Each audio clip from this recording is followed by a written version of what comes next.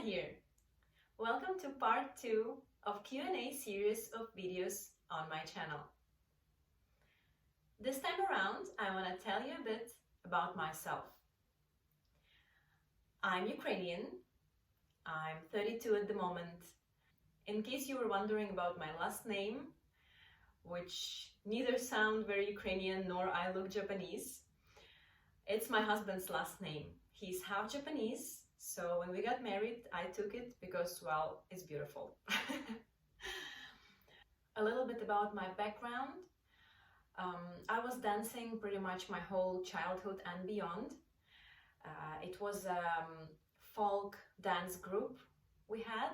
We were having all kinds of dances, a variety of Ukrainian styles, a gypsy dance, a Spanish dance, a Hungarian dance, and more and more of that.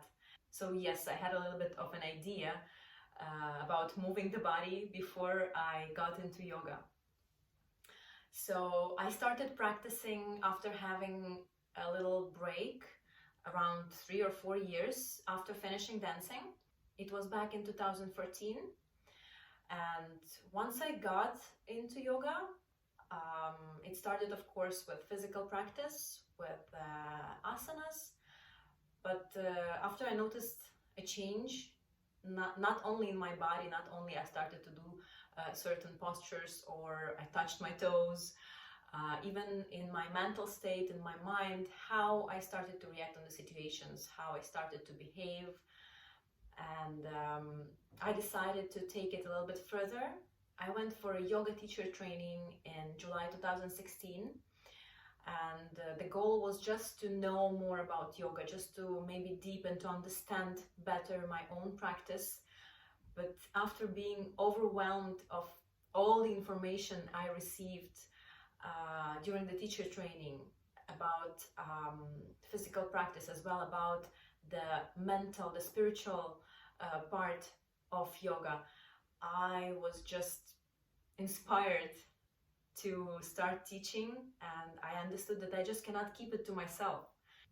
The gift of yoga is too big, too vast, too magical, just to know what I know and not to share it to other people, not to help other people to get into yoga, to see the benefits, to see how the life can change for better when you start yoga.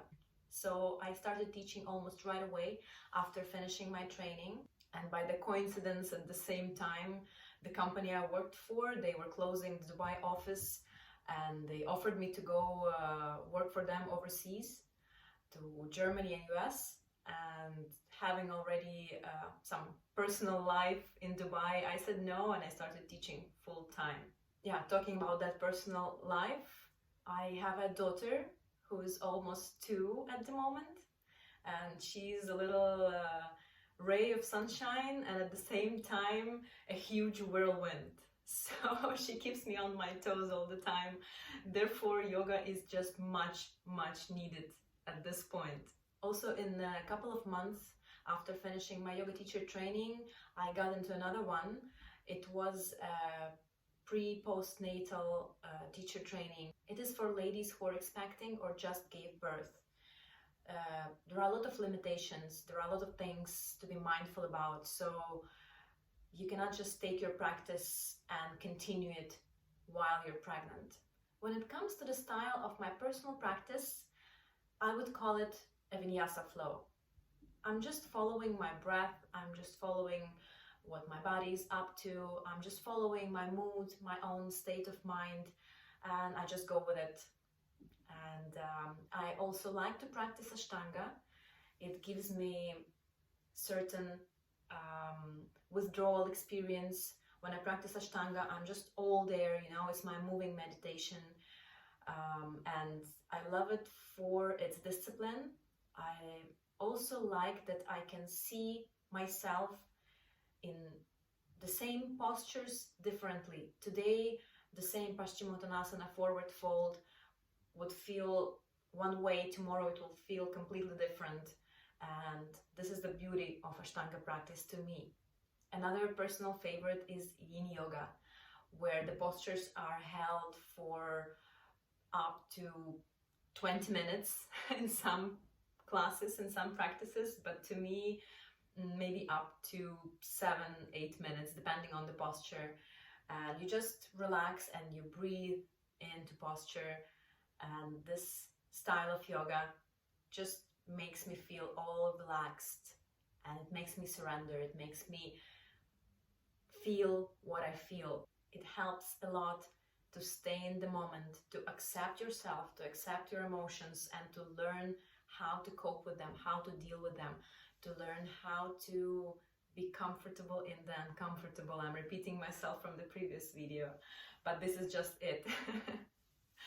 When it comes to my beliefs about my own practice and about my teachings, one of them is teaching what I practice. So I wouldn't teach something that did not go through me, that I do not completely understand. Therefore, maybe in my teaching, in my classes, you will not find certain things, but that's because I do not practice them. Yeah, so it all comes from that. A lot of attention in my classes and in my own practice I give to alignment. I do support moving in the posture. I do support exploring each and every posture, breathing into it, modifying it, evolving in it. However, in my opinion, it should all be done within certain limits. There are certain guidelines for each and every posture, and this is for our own safety. This is for practitioners' own safety and preventing the injury. I'm a total alignment nerd, and it may be even too much sometimes, but this is how it is. This is how I see the practice. This is how I believe in staying safe and healthy while practicing. I also believe that in yoga, a big part goes to listening to your inner self, finding your inner self and listening to it, listening to your body, because our body and our inner voice, it knows much better than our ego and mind when to stop, where to go. When ego starts dictating the goals or the way, our body and our inner voice will always tell us if it's right or wrong. It's really important in pre and postnatal yoga especially, because then you don't only answer for yourself, you also answer for the life inside of you. In terms of alignment and listening to yourself, I just want to give you a little example, right? Let's take this side stretch. Just one side stretch will give you an idea about what my belief is. So I personally like to stay somewhere here in my side stretch. Yes, I can reach my toes, even not compromising the alignment, still keeping my chest open. But why would I do that if this gives me much better stretch? It gives me the sensations that I'm looking for in the places in my body I want. So to be here is much better for me than to be here. So here it is. This is just me. You may feel completely different. Yes, earlier in my practice, in the beginning of my practice, I would be eager to reach that toe, to hold on to my foot, or to, I don't know, reach my toes on the way down, forward fold, to get that splits, to hold on to my foot in king pigeon. Not anymore. It comes with time. It comes with practice. When you learn to pause, when you learn to maybe stop halfway, if it gives you a better feeling. These are my thoughts, and I'm happy to share them. I'm happy if you find them useful, if you agree with me. If you're not, that's totally fine. Another thought I would like to share with you, it may sound a little cliche, but I do like to learn from my students. I will tell you why. Each person is different. If certain postures feel difficult for me and I struggle with them, I would like to know and see the people to whom they come quite easily, and vice versa. If something feels easy for me, I would like to know about the sensations and thoughts of people who are struggling with them.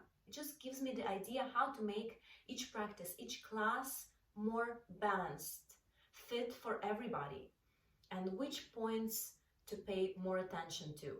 However, from my own experience, what I do take into attention is my injuries. So if I have a chronic lower back pain, yes, in each and every class, you will hear me saying few clues about that guys, be mindful, tuck your tail under to lengthen your lower back. This will be always present in my class, right? If I had a wrist injury, I will start with a warm-up, right? The same as I would do in my own practice. Also, this is another reason to listen to the people who come to class, to hear what they have to say, to hear about their experiences.